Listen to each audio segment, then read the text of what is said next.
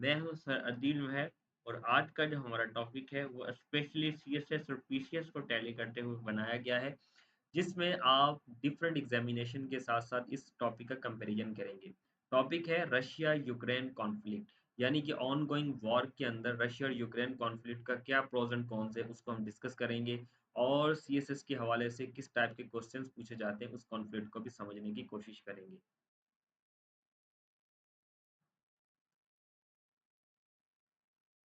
हमारा आज का जो पहला सेशन है वो है मैप। अगर हमें मैप रीडिंग आती है तो हम मैप रीडिंग को डेफिनेटली डिफरेंट अंदाज में देखेंगे। कि अगर आपको स्क्रीन के ऊपर सामने नजर आ रहा हो तो यूक्रेन यूक्रेन एक ऐसा एरिया है जिसके ऊपर रशिया ने जो है वो कब्जा करने की कोशिश कर रहा है, क्योंकि रशिया ये क्लेम करता है कि यूक्रेन उसका ही पार्ट रहा है। और इसी के साथ साथ आपको नजर आ रहा होगा मैप के अंदर के डिफरेंट फोर्सेस जो है वो ऑलरेडी यूक्रेन पर जो है वो हावी हो चुकी हैं।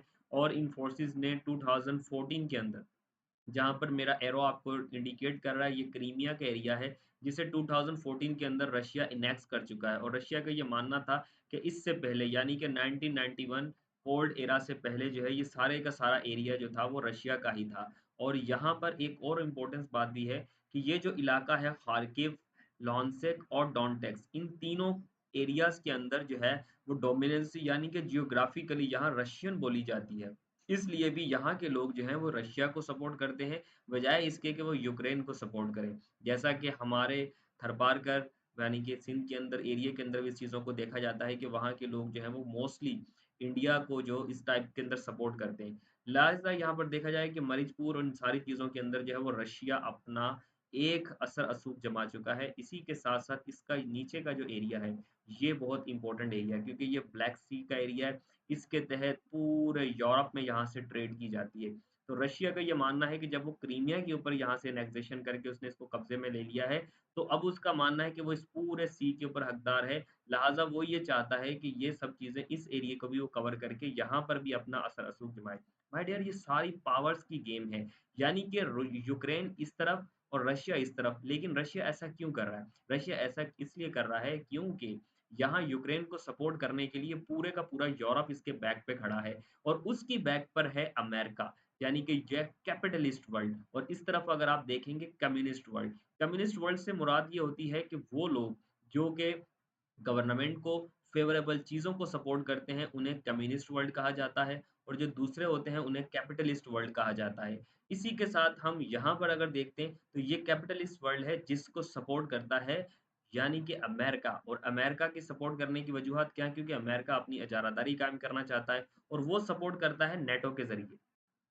नेक्स्ट अगर आपको नज़र आ रहा हो, फिर यही वो रीजन है जहाँ पर मैंने आपको मेंशन करवाया था कि ये क्रीमिया यानी कि ये पूरे का पूरा पार्ट जो है ये रशिया ने एनेक्स कर लिया है। लेकिन ये वाला जो एरिया है, ये एरिया यहाँ पर रशियन डोमिनेंसी है और रशिया अपनी डोमिनेंसी जमा के रखे हुए है। नेन अब की जो करंट सिचुएशन है उसके मुताबिक कीव, यानी कि जो कि यूक्रेन का कैपिटल है, यूक्रेन का दारुल खिलाफा है, यहाँ तक जो है वो रशियन फोर्सेस जो है वो एंडोर्स कर चुकी हैं। रशियन फोर्सेस जो है वो फॉरवर्ड हो चुकी हैं, वो अपनी इजारादारी कायम करने के लिए, और इनको सपोर्ट कर रही है वहाँ की बहुत सारी फोर्सेस, लोकल फोर्सेस, जैसा कि वहाँ के लोकल बाशिंदे, वहाँ के लोकल तालिबान समझ लें, या वहाँ के लोकल जो रिहायशी हैं जिनका मैंने आपसे कहा था लोनताक, और वो रशियन बोलते हैं। अब दूसरी तरफ रशिया तो यूक्रेन को एक पल ना लगाए खाने में, लेकिन वो इसलिए पीछे है क्योंकि उसको पता है कि इसके बैक फुट के ऊपर अमेरिका यानी कि यूएसए सपोर्ट कर रहा है यूक्रेन को। एक चीज और यहाँ पर इंपॉर्टेंट हो जाती है कि यूएसए क्यों सपोर्ट करता है यूक्रेन को। माय डियर, मैंने आपसे पहले ये बात क्लियर की है कि यूक्रेन को इसलिए सपोर्ट करता है यूएसए क्योंकि यूएसए यहाँ पर सुपरमेसी जमाना चाहता है। वो ये नहीं चाहता है कि ये जो कम्युनिस्ट वर्ल्ड है ये यूक्रेन से आगे बढ़े, यानी कि ये यहाँ तक आए, क्योंकि यहाँ तो यूरोप है। अगर रशिया भी यूरोप को सपोर्ट करने लग गया और यूरोप पूरे का पूरा रशिया के साथ हो गया, तो अमेरिका की गवर्नेंस यानी कि अमेरिका की जो सुपर पावर है वो तो खत्म होने के बराबर हो जाएगी। तीसरा ये है कि ड्रोन अटैक का बहुत बड़ा खतरा है कि इस वक्त रशियन फोर्सेस जो हैं वो ये लीड करने के लिए तैयार हैं कि वो किसी ना किसी हद तक जो है वो यूक्रेन के ऊपर जो है वो एटॉमिक बम गिरा दें। लेकिन ऐसा इसलिए नहीं हो सकता क्योंकि ये सब के सब सिग्नेचरीज कंट्रीज हैं, और सिग्नेचरीज से मुराद इन्होंने अहद किया है यूएनओ के अंदर कि ये लोग कभी भी एक दूसरे के ऊपर हिरोशिमा और नागासाकी की तरह जो है वो बम ब्लास्टिंग नहीं करेंगे, जैसा कि अमेरिका ने उनके ऊपर किया था। बट इस मैप के अंदर आपको फिर नीचे से अगर नज़र आ रहा हो तो फ़िनलैंड, ईस्टलैंड, लिथुआनवी और ये सारी की सारी पोलैंड, ये सारी कंट्रीज़ जो हैं, ये सपोर्ट करती हैं किसको? यूक्रेन को। लेकिन किसकी वजह से? यूरोप की वजह से।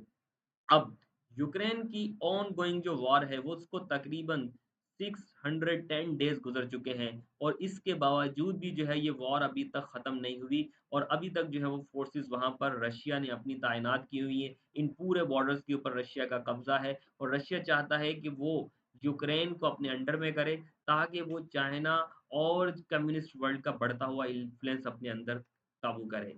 इसी के साथ रशिया की एक और भी बड़ी इम्पोर्टेंस है कि रशिया दुनिया के अंदर तो लार्जेस्ट कंट्रीज के तहत भी माना जाता है, लेकिन इसकी जो सबसे बड़ी इंपॉर्टेंस वो है कि ये ग्रेमियम, टाइटेनियम, आयरन, मैग्नीशियम और गैलियम जैसे जो एटम्स हैं, इनकी पैदावार में सबसे बड़ा जो हाथ है, वो रशिया का है क्योंकि ये रशियन लैंड के ऊपर जो है वो ये पैदा होने वाली ये चीज़ें हैं, रशियन की एक्सट्रैक्ट करते हैं और एक्सट्रैक्ट करके यूरोप की मार्केट में इन्हें सेल करता है। अगर ये चीज़ें यूरोप की मार्केट में ना जाएँ, तो इनका बहुत बड़ा फ्लॉबैक होगा क्योंकि यूरोप की तकरीबन 20% मार्केट जो है, वो सारी की सारी इन चीज़ों से चलती है।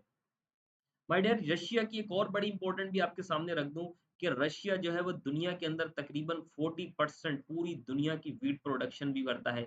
अब रशिया ने रिसेंटली 2024 के अंदर हार्वेस्ट फोरकास्ट जो की है वो तकरीबन 93.6 मिलियन टन्स के बराबर जो है वो की है। और आपको भी मालूम होगा कि रिसेंटली क्राइसिस के अंदर जो है वो पाकिस्तान को भी जब ज़रूरत पड़ी थी 2021 और 22 के अंदर, तो उन्होंने रशिया से ही गंदम मंगवाई थी। इसी के साथ ये फिर आपको यही इम्पोर्टेंस मैंने आपको बताई कि किस तरीके से लिथियम रिज़र्व और इस तरह के जितने भी एटम्स हैं, ये सारे के सारे जो है वो एक्सट्रैक्ट होते हैं रशिया की ज़मीन से। अब इसके कॉन्फ्लिक्ट के बारे में पढ़ लेते हैं कि रशिया का कॉन्फ्लिक्ट है क्या?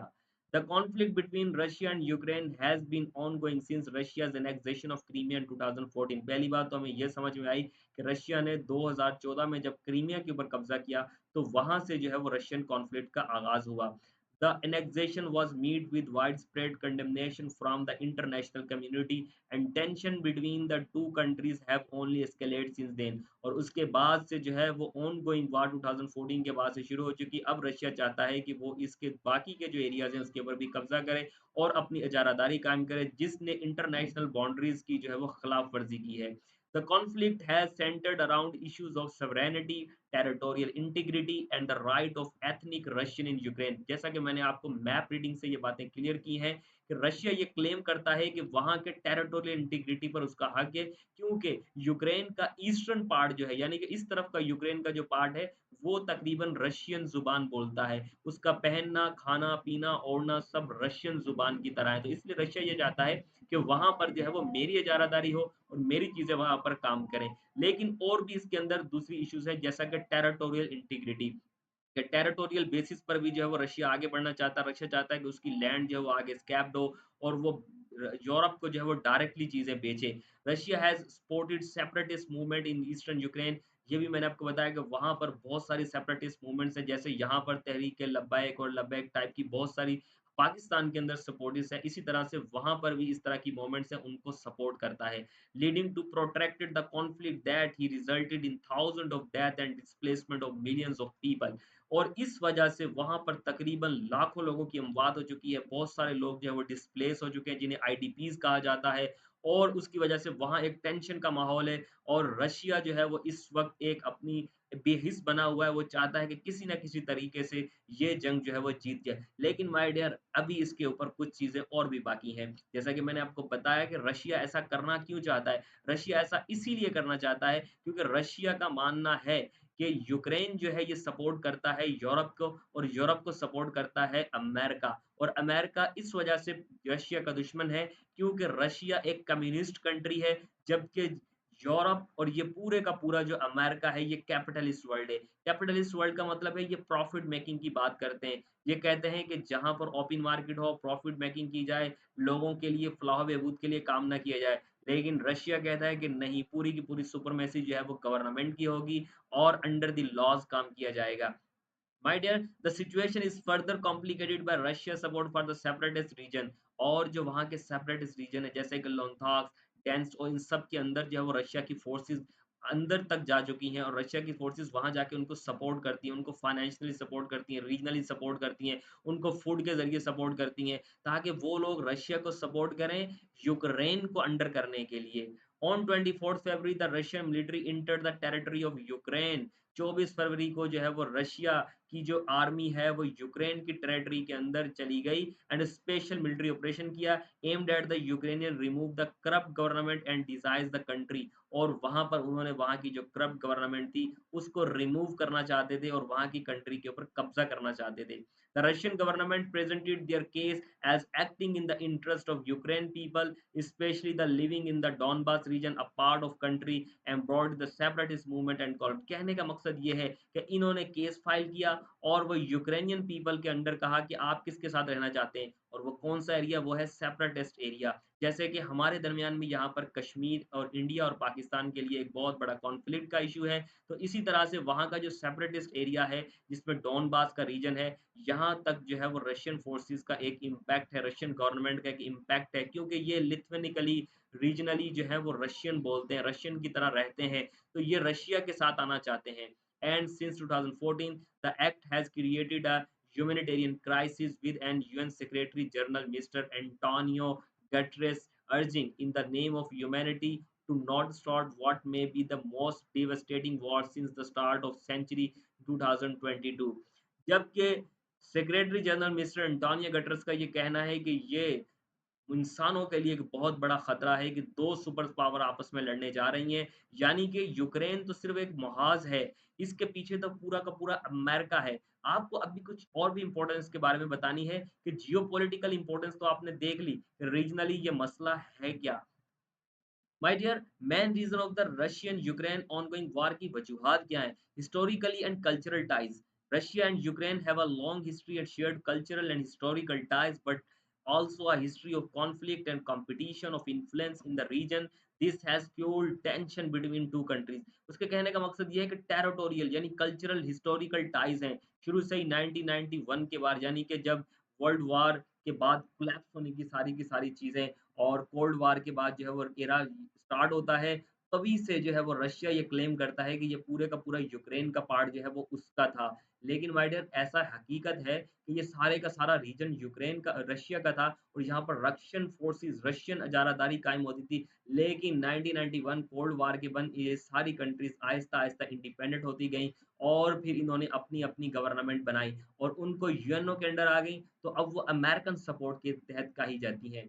European Ukrainian desire for closer ties with West. और दूसरी बात ये है कि यूक्रेनियन जो है, वो ये चाहता है कि उसकी वेस्ट के साथ जो है वो अच्छी टाइज़ हो, यानी कि जर्मनी के साथ, पोलैंड के साथ और जितनी भी वहाँ पर बाकी कंट्रीज़ हैं, जिस उनके साथ अच्छी टाइज़ हों और उसके साथ वो अमेरिका के साथ भी रहना चाहता है। Ukraine desire for closer ties with the European union and NATO has a major point of contention with Russia. और दूसरी बात ये है कि यहाँ पर नाटो भी जो है वो सपोर्ट करती है किसको? यूक्रेन को। इसकी वजह से रशिया इसका दुश्मन बना हुआ है। रशिया कहता है कि यूक्रेन को नाटो की सपोर्ट करती है क्योंकि ये तो मेरा रीजन है और यहाँ पर तो पूरी की पूरी इजारादारी हमारी होनी चाहिए। और ये हकीकी तौर पर भी यही है कि जब तक नाटो यहाँ पर प्रेज़ेंट है, तब तक जो है ये वॉर कभी भी एंड नहीं हो सकती, क्योंकि नाटो को सपोर्ट करता है अमेरिका और नाटो का नॉर्थ अटलांटिक ट्रीटी ऑर्गेनाइजेशन, जितनी भी आर्म्ड कॉन्फ्लिक्ट्स आपके होते हैं, वो सब के सब सपोर्ट किए जाते हैं इस ऑर्गेनाइजेशन के तहत। और यूरोपियन यूनियन एक यूरोपियन की एक कंट्रीज़ एक यूनियन है,